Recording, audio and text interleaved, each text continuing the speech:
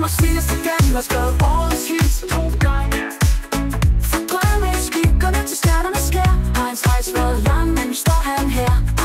Teknologien truer af ved hans plads, mens han står i tagen til penis for størrelse med en bas. Han snakker om hits og priser, men skjuler nederlag. En skrigband på toppen lige indtil næste dag. Danmarks fineste Daniel, han skriver lyrik så dybt og rent. Han har kæmpet sig til toppen, så han kan tjene til dagen. Med passion for sin musik og en selvtillid som få. Men hvad gør man, når teknologien banker på?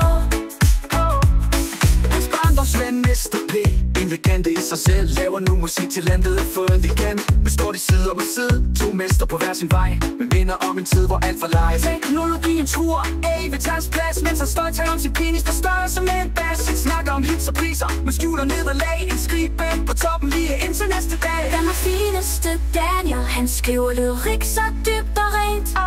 Han har kæmpet sig til toppen, så han kan tjene til dagen. Med passion for sin musik og en selvtillid som få. Men hvad gør man, når teknologien banker på?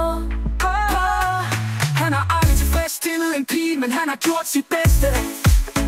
I musikkens verden er han en troldmand, i sand mester til festen. Jeg synes egentlig Torup er en tøs, og synes det er synd for ham, at han snart er arbejdsløs igen. Danmarks fineste